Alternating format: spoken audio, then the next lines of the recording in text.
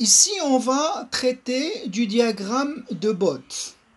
Alors, je, je suppose que j'ai un quadripôle attaqué par une entrée VE et j'ai une sortie VS. Alors, je peux déterminer ce qu'on appelle la fonction de transfert qui n'est autre que l'expression de VS sur VE. Donc, je vais déterminer tout d'abord le T, la fonction de transfert. Je vais calculer, une fois que j'ai l'expression de T, je peux déterminer et le module et l'argument de T.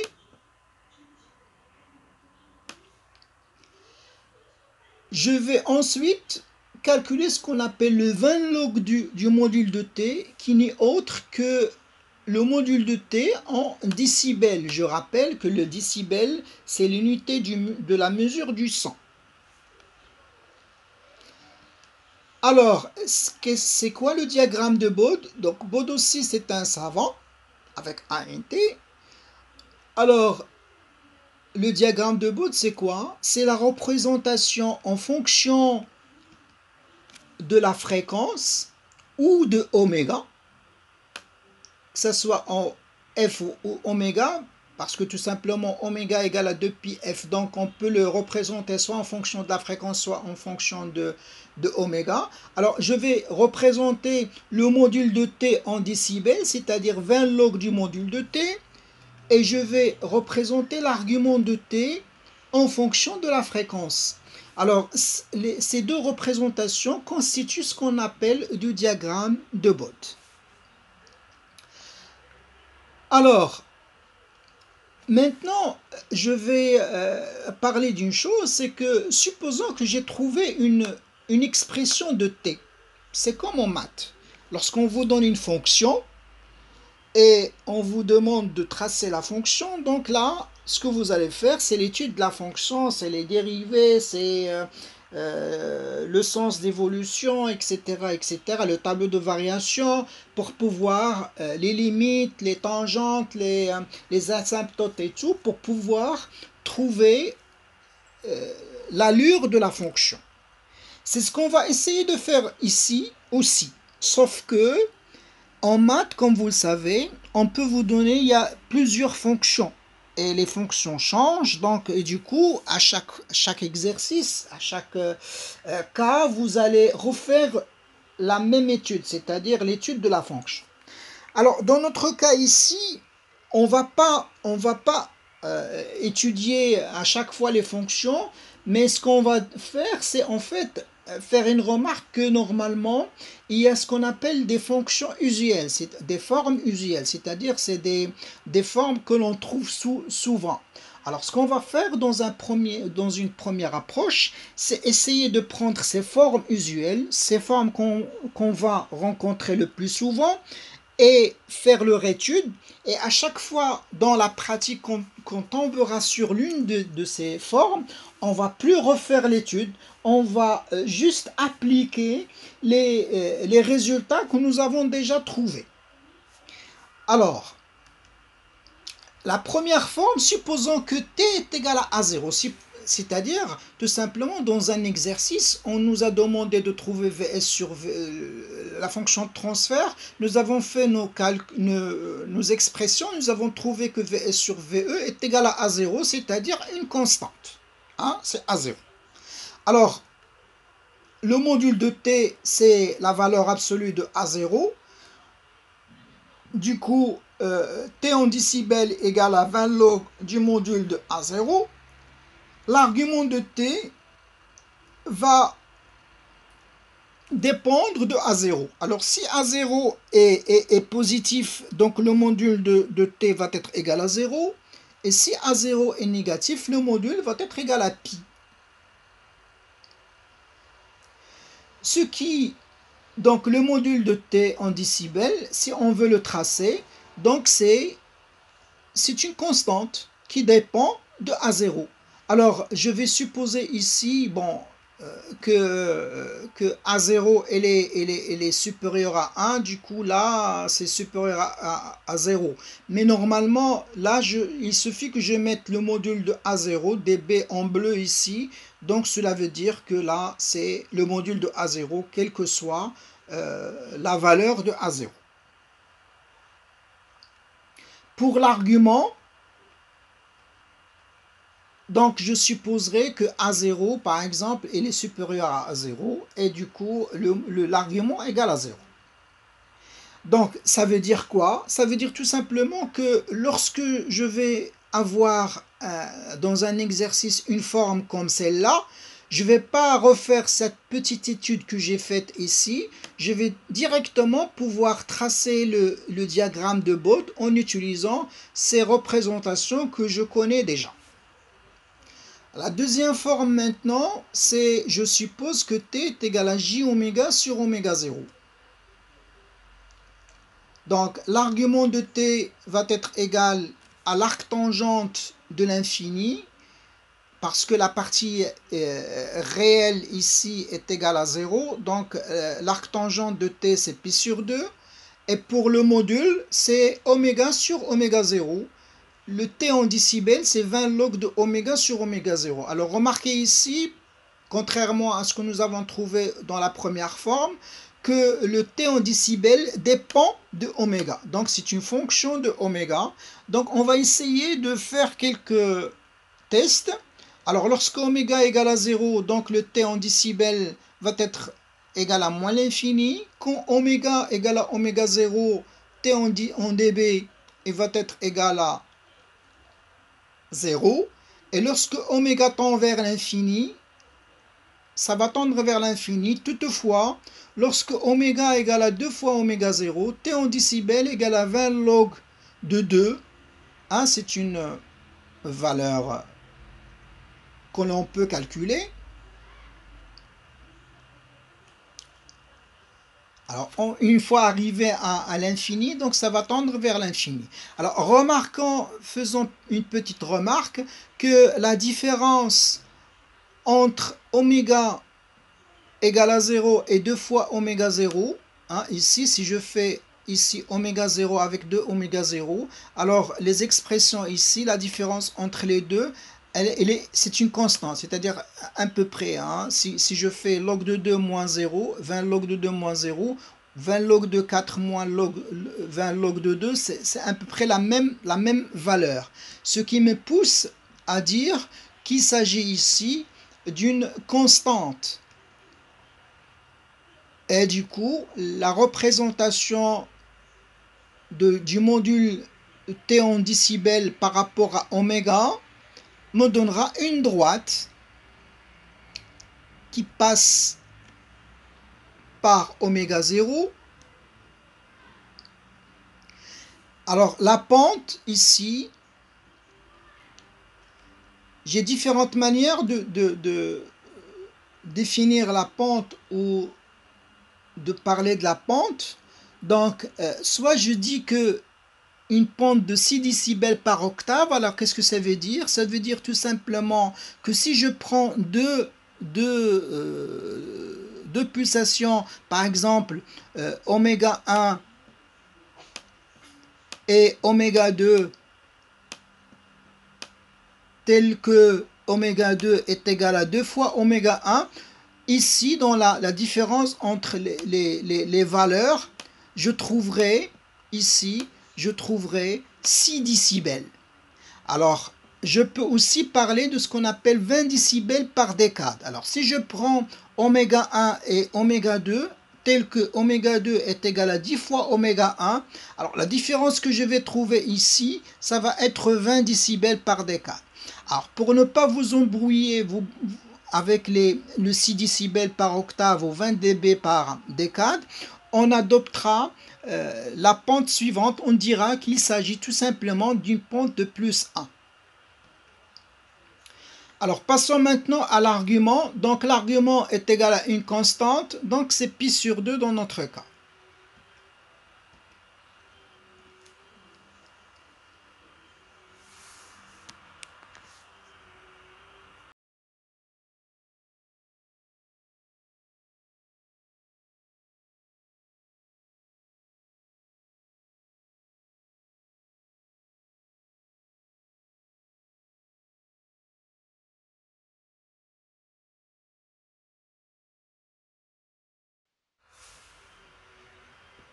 Passons maintenant à la troisième forme. Alors, la troisième forme va être que l'opposé de la forme précédente. Donc ça va être 1 sur j oméga sur oméga 0. Donc l'argument de t va être égal à moins arc tangente de l'infini, ça va faire moins pi sur 2.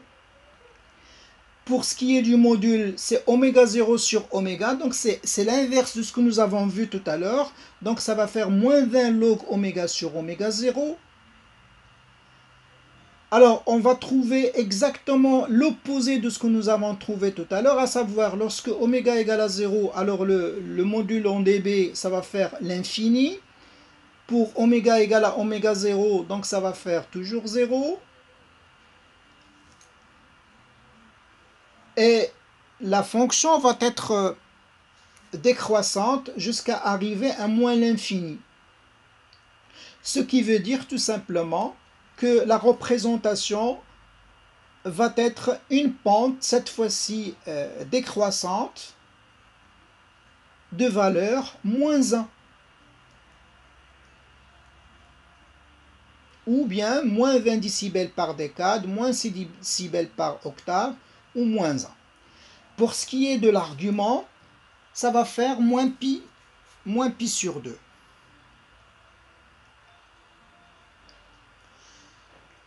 Pour maintenant, passons à la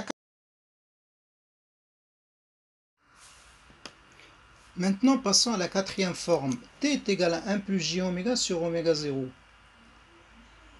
Ce qui veut dire que le module de t est égal à la racine carrée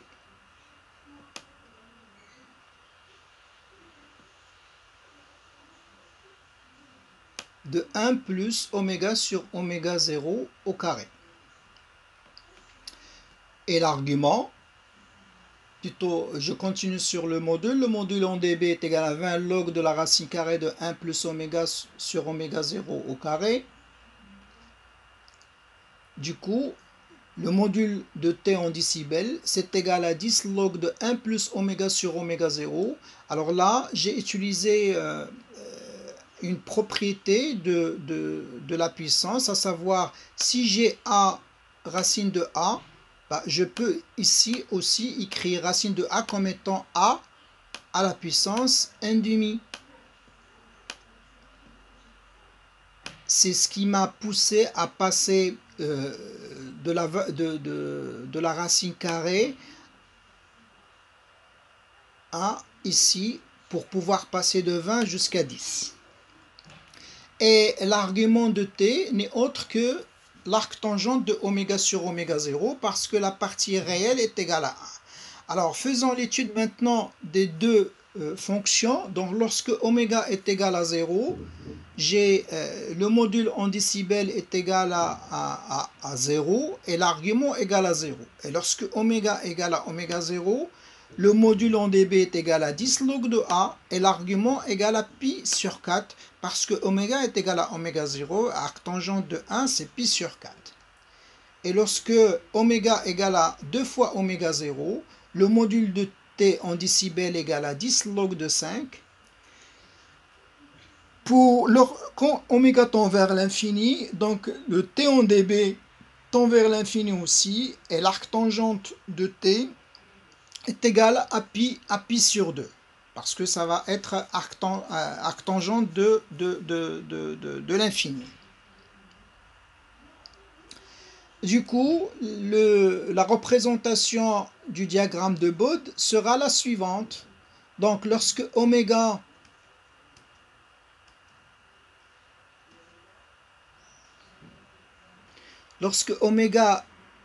va être faible, donc je vais avoir 0 comme asymptote, l'axe horizontal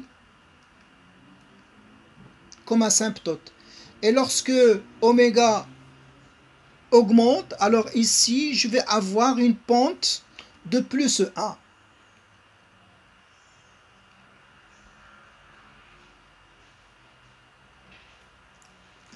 Alors ce que j'ai tracé en bleu, c'est la représentation asymptotique. Et ce que j'ai tracé en vert, c'est la représentation réelle. Je passe maintenant à l'argument. Alors, pour l'argument, lorsque oméga égale à 0, donc j'ai 0 comme asymptote.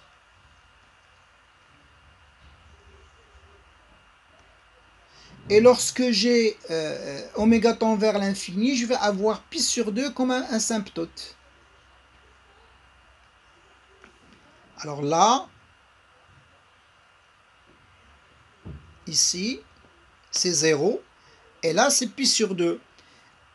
Et ça représente le diagramme asymptotique. Alors pour le réel, on va le tracer en vert. Donc vous voyez l'évolution maintenant réelle de l'argument de t en fonction de oméga, ce qui veut dire aussi c'est en fonction de la fréquence.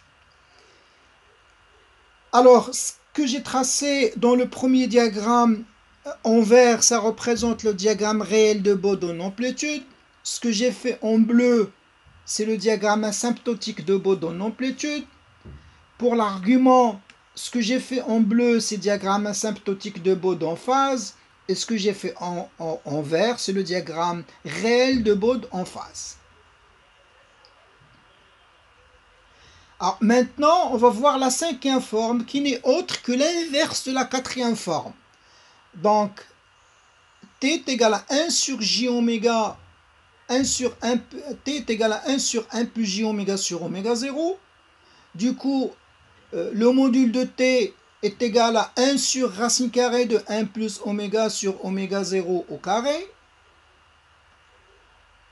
Ce qui veut dire que le module de t en décibels va être égal à moins 20 cette fois, moins 20 log du module de t, qui va devenir encore comme tout à l'heure en utilisant la propriété de racine carrée est égale à la puissance 1,5. Le 20 deviendra 1,10. L'argument, lui, c'est moins arctangente de oméga sur oméga 0. Donc c'est exactement l'inverse de la quatrième forme. Donc c'est la quatrième forme, sauf que on va trouver à chaque fois l'inverse de tout à l'heure.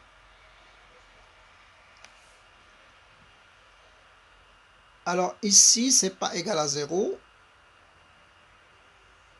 Nous n'avons pas ça. Donc c'est moins 10 log de 2. L'argument de t, c'est moins pi sur 4, et ainsi de suite. Lorsque oméga tend vers l'infini, là, le module de t en décibels tendra cette fois-ci vers moins l'infini. Et comme les valeurs que nous avons trouvées sont négatives, donc on va essayer de faire une translation de l'axe horizontal en haut.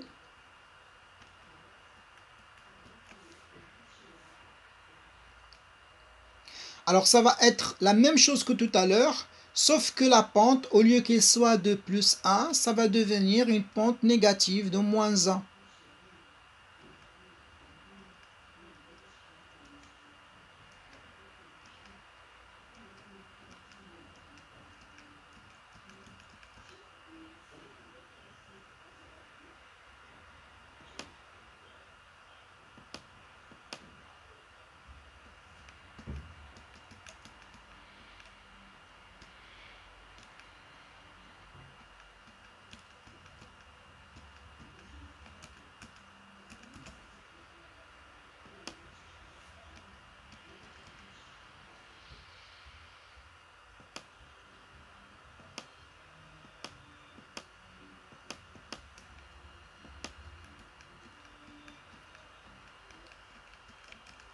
Ce qui pousse à tracer maintenant, ça c'est la première, le diagramme en bleu c'est toujours l'asymptotique, et en vert c'est le réel.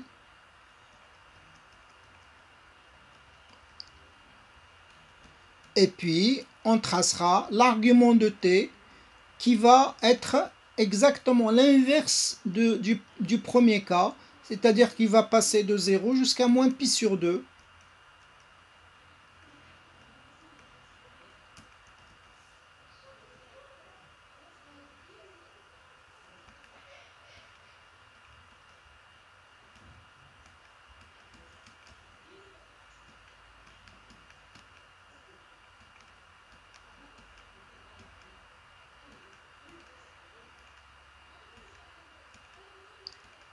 Et enfin, on peut tracer le diagramme réel. Voilà, en vert. Donc, ça va descendre de 0 jusqu'à moins pi sur 2. Donc, en gros, donc, nous avons étudié 5 formes, dont en fait, il n'y a pas, à vrai dire, il n'y a pas 5 formes, il n'y a que 3, parce qu'il y a 2 formes qui se ressemblent, mais à l'inverse, par exemple, la quatrième avec la cinquième, c'est la même forme, sauf que c'est inversé, la deuxième avec la troisième. Alors la différence, c'est au niveau de la première. Donc maintenant, ce que vous devez comprendre, c'est qu'à chaque fois que l'on retrouve une de ces 5 formes, on ne va pas refaire cette étude, on va juste remplacer ou tracer directement les diagrammes que nous avons déjà faits. Alors, par la suite, il y a ici une fiche que j'ai trouvée sur des fiches pratiques que j'ai trouvées sur le site Cachan. Alors ici, si vous voulez, c'est un résumé de toutes les formes que l'on peut rencontrer, comme ce que nous avons vu. Donc au début, c'est le T0 est égal à une constante. La deuxième forme, c'est J oméga sur oméga 0, ou 1 sur J oméga sur oméga 0. 1 plus j oméga sur oméga 0, ou bien 1 sur 1 plus j oméga sur oméga 0. Donc c'est une fiche qui nous donne